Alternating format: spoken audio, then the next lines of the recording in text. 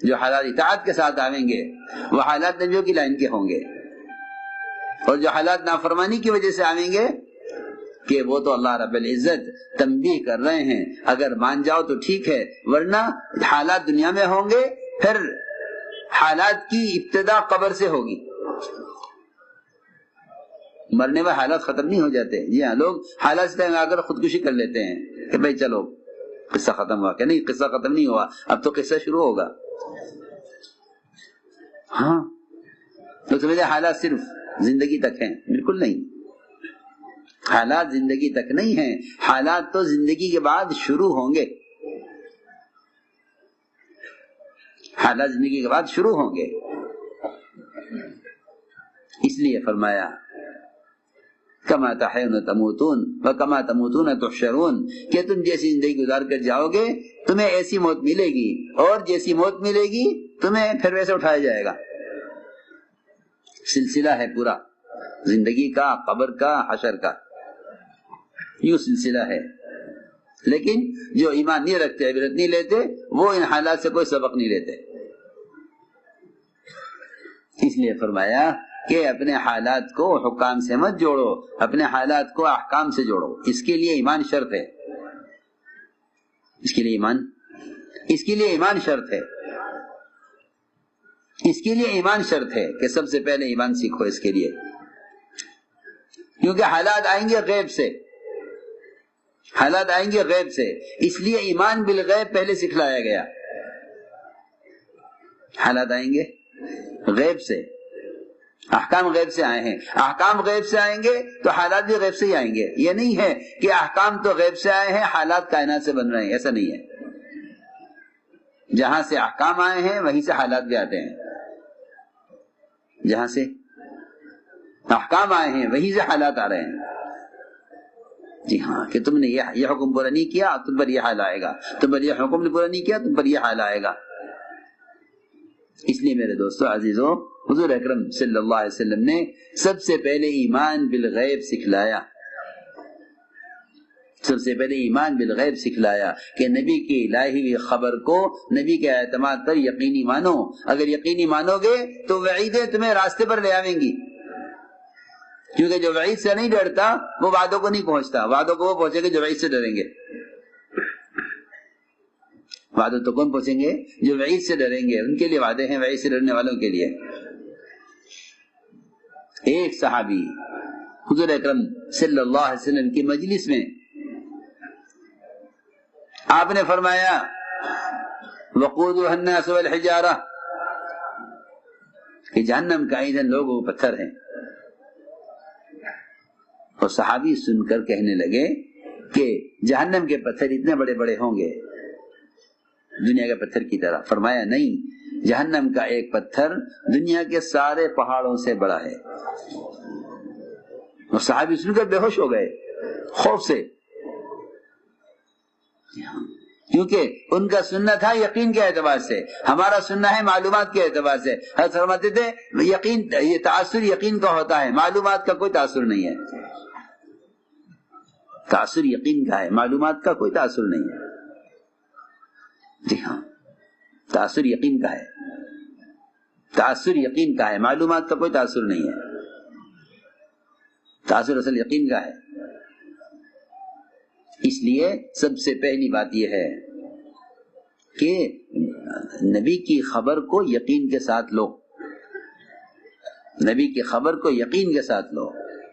سب سے پہلے یہ سمجھایا گیا کہ وہ جو خبر دیں تم اس خبر کو کائنات کے نظام کے اعتبار سے مت سوچنا، ورنہ تو تم خبر کا انکار کر بیٹھو گے یا شک کر بیٹھو گے، اور دونوں کی گنجائش نہیں ہے، نہ انکار کی گنجائش ہے نہ شک کی گنجائش ہے۔ میں آپ کو بتاؤں کہ حضور اکرم صلی اللہ علیہ وسلم کے سامنے آپ کے دور میں 3 قسم کے لوگ تھے، 3 قسم کے لوگ۔ ایک ایمان والے، یہ یقین کرنے والے، دوسرے شک کرنے والے، یہ منافقین ہوتے تھے، تیسری قسم انکار کرنے والی، تیسری قسم انکار کرنے والی۔ میری بات توجہ سننا، ایک قسم ہے جو انکار کرتی تھی کہ نہیں یہ غلط ہے، کچھ نہیں ہے. دوسری قسم شک کرتی تھی، منافقین. اور سب سے اعلیٰ قسم ایمان والے، وہ یقین کرتے تھے. تو ان تینوں کو غیب کی خبریں سنائی جاتی تھیں. یہ نہیں کہ بھئی غیب کی خبریں ایمان والوں کو بتاؤ بس، ایسا نہیں تھا. تو میری بات توجہ سننا کہ غیب کی خبریں ایمان والوں کو بتاؤ، کیونکہ ایمان بالغیب، ایمان لانے کا حکم ان کو ہے. نہیں، ایسا نہیں کہ غیب کی خبریں سب کو سنائی جاتی تھی. تو تینوں قسم کے لوگوں کی کیفیت بدلتی تھی. اس سے کفار میں انکار بڑھتا تھا، منافقین کا شک بڑھتا تھا، ایمان والوں کا یقین بڑھتا تھا. ہاں عجیب بات ہے. تینوں قسم کہ میں نے جو کچھ میں نے عرض کیا ہے اب تک، میں اس کو سمجھانے کے لیے کہہ رہا ہوں کہ یہ جو کچھ میں نے بتلایا ہے یہ ہوگا نہیں جب تک ایمان بالغیب نہ سیکھا جائے. کہ محمد صلی اللہ علیہ وسلم جو خبر لے کر آ رہے ہیں، آپ کی لائی ہوئی خبر کو آپ کے یقین، آپ کے اعتماد پر یقینی مانے تمام کائنات کے پھیلے ہوئے نقشے کے مقابلے میں. اصل بات یہ تھی. تو آپ جب آ کر خبر دی، آپ نے خبر دی کہ سفر معراج ہوا. کیوں؟ وما جعلنا الرؤيا التي أريناك إلا فتنة للناس. ہم نے لوگوں کی آزمائش کے لیے، ان کو پرکھنے کے لیے کہ یہ کتنا یقین کرتے ہیں آپ کی بات کا، ہم نے آپ کو سفر کرایا ہے معراج کا. 1 مہینے کا سفر زمین کا بیت المقدس تک، اور وہاں سے لامحدود سفر آسمانوں کا. اور یہ رات کے کسی حصے میں ہو گیا. جی ہاں، اب سائنس والے یہ زمین ناپیں کہ یہاں سے وہاں تک کتنا ٹائم لگے گا، وہاں سے وہاں کتنا ٹائم لگے گا، کہ یہاں سے وہاں تک کتنا ٹائم لگے گا، یہاں سے وہاں کتنا ٹائم لگے گا. جی ہاں، یہ نہیں، یہ نہیں. سنو غور سے کہ اس میں کتنا ٹائم لگے گا. یہ نہیں، بلکہ عجیب بات ہے، جب آپ صبح آپ نے خبر کی لوگوں کو، تو یقین کرنے والے ابو بکر صدیق رضی اللہ عنہ، ان کو بعد میں معلوم ہوا. ابو جہل کو آپ نے پہلے بتا دیا. تو ابو جہل سب سے بڑا کذاب، جھٹلانے والا. کہ لو سنو، رات یہ سفر ہوا معراج کا.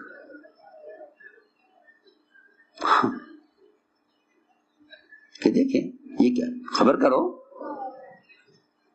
وہ دوڑے ہوئے گئے حضرت ابو بکر صدیق کے پاس، جا کے عرض کیا کہ اے ابو بکر دیکھو آپ کے ساتھی کیا کہہ رہا ہے کہ 1 مہینے کا سفر زمین کا، یہاں سے بیت المقدس، اور وہاں سے آسمانوں کا سفر ہوا ہے ان کا، اور رات کی کسی حصے میں ہو گیا. بھلا کون مانے گا یہ؟ ایسی خبروں میں ایمان والوں کے ایمان کا امتحان ہے، اور ایسی خبروں سے انکار کرنے والوں کے انکار کو بڑھانا ہے. ایمان والوں کے لیے لیزدادوا ایمانا مع ایمانہم، ان کے ایمان کا امتحان بھی ہے، ان کے ایمان کو بڑھانا بھی ہے ان خبروں سے. جی ہاں، تاکہ وہ کفر میں آگے بڑھیں، یہ ایمان میں آگے بڑھیں. اس لیے ایمان بالغیب کے لیے غیب کی چیزوں کے تذکرے کرنا مستقل کام ہے. غیب کے تذکرے کرو. اگر غیب کے تذکرے نہیں کرو گے تو تم رفتہ رفتہ کائنات کے نظام کو کائنات سے جوڑ بیٹھو گے. کہ نبی کی تعلیمات تو گئی ان کے زمانے کے ساتھ، اب کائنات کا نظام کائنات سے چلے.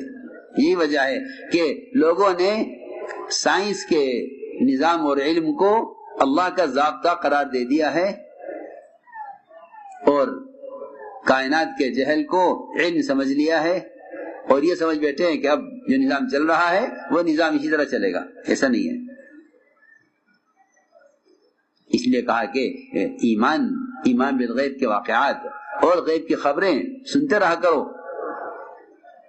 غیب کی خبریں سنتے رہا کرو تاکہ تمہارا یقین کائنات کے نقشے میں الجھ کر نہ رہ جاوے۔ اللہ جزائے خیر دے۔ علامہ اقبال رحمۃ اللہ علیہ کو 2 لفظوں میں بتلا گئے کہ دونوں کے درمیان فرق کیا ہے۔ جی ہاں، دونوں کے درمیان فرق کیا ہے، ماننے والے نہ ماننے والوں کے درمیان کیا فرق ہے۔ فرمایا کہ نہ ماننے والوں کی مثال، کہ نہ ماننے والوں کی مثال یہ ہے کہ وہ آفاق میں گم ہیں، چاند میں، سورج میں، ستاروں میں۔ جی ہاں، وہ اس میں گم ہیں، کائنات کے نقشوں میں۔ انہیں یہ نظر آتا ہے کہ زمین سے غلہ مل رہا ہے، اس لیے وہ خود بھی زمین کا شکریہ ادا کرتے ہیں اور ہم سے بھی کہتے ہیں کہ تم بھی ہمارے ساتھ زمین کا شکریہ ادا کرو۔ کہ نہیں، ہم زمین کا شکریہ نہیں ادا کرتے، ہم تو اس خالق کا شکر ادا کرتے ہیں جو ہمارے امتحان کے لیے زمین سے غلہ ظاہر کر دیتا ہے، ورنہ زمین میں غلہ نہیں ہے۔ زمین قدرت سے بنی ہے، زمین میں قدرت نہیں ہے۔ ہم تو کہیں زمین میں قدرت نہیں ہے، وہ کہتے ہیں کہ قدرت ہی زمین ہے۔ وہ کہتے ہیں کہ زمین ہی قدرت ہے، ہم کہتے ہیں کہ زمین قدرت سے بنی ہے، زمین میں قدرت نہیں ہے۔ ان کو زمین کو کی قدرت نے، زمین کے غلہ دینے نے ان کو اس پر آمادہ کر دیا کہ تم زمین کا شکر ادا کرو۔ یہی اصل سارا جھگڑا اسی کا ہے، سارا جھگڑا اسی کا ہے کہ جس شکل سے ہوتا ہوا نظر آئے تم اس شکل کو تسلیم کرو۔ حضور اکرم صلی اللہ علیہ وسلم نے اپنے صحابہ کے یقین کو اس سے ہٹایا، ایمان بالغیب سکھلایا، ایمان بالغیب سکھلایا۔ تو میں عرض کر رہا تھا کہ علامہ اقبال نے اس مسئلے کو یوں حل کر دیا 2 لفظوں میں کہ نہ ماننے والے آفاق میں گم ہیں، اور مسلمان کے تو اپنے اندر آفاق گم ہیں۔ یہ آفاق سے آگے کی چیز ہے، یہ آفاق سے بہت آگے کی چیز ہے۔ انکار کرنے والے تو آفاق میں گم ہیں، اور مومن کے اندر آفاق گم ہیں، مومن کے اندر آفاق گم ہیں۔ تو جس کے اندر آفاق گم ہے اس کے لیے کیا مشکل اس کو سمجھنا کہ رات کے کسی حصے میں معراج کا سفر، آسمانوں کا، زمین کا 1 مہینے کا سفر، کیا مشکل بات ہے۔ اگر محمد صلی اللہ علیہ وسلم کی انگلی کے اشارے سے چاند کے 2 ٹکڑے ہو سکتے ہیں تو آپ کا آسمانوں کا سفر کر لینا کون سی بڑی بات ہے،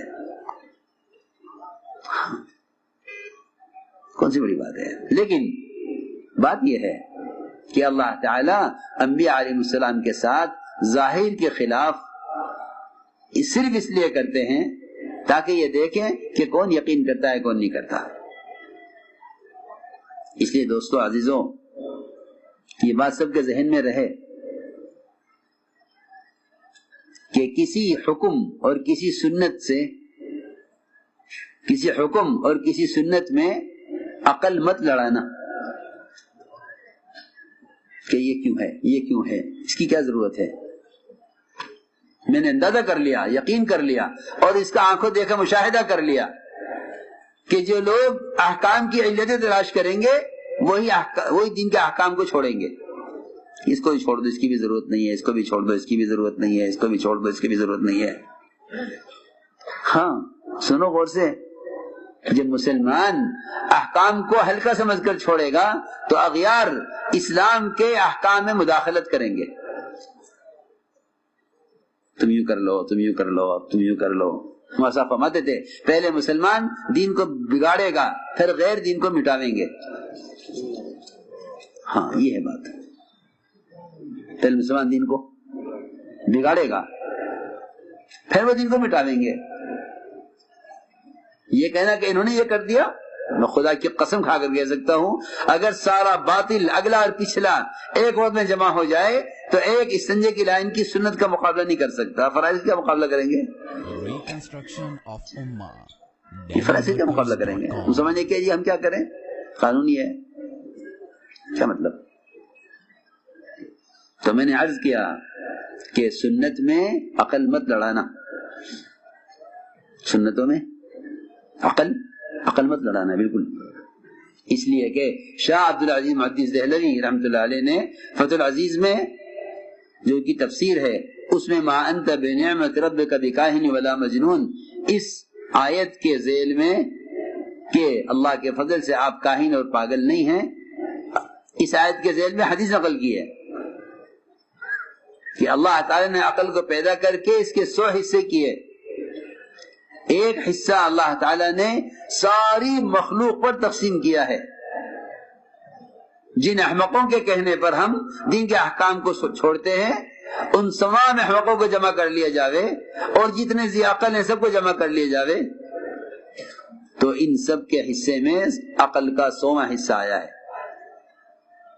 ان سب کے حصے میں عقل کا 100واں حصہ آیا ہے اور 99 حصے عقل کے تنہا محمد صلی اللہ علیہ وسلم کو دیے گئے ہیں. اب بتاؤ، اب بتلاؤ، چھوٹا سا کاروبار لیے بیٹھا ہے، چھوٹا سا کارخانہ لیے بیٹھا ہے، چھوٹا سا نظام حکومت لیے بیٹھا ہے اور یوں کہے کہ اس سنت کی کیا ضرورت ہے، تیری عقل کتنی ہے؟ ہاں صحابہ یہ جواب دیتے تھے، صحابہ جانتے تھے اس چیز کو، وہ جواب دیتے تھے. یہ تو یوں کہیں گے ان کے طریقے اختیار کرو تاکہ ہم اور یہ مل کر ساتھ چلیں جس سے دنیا میں امن و امان قائم ہو.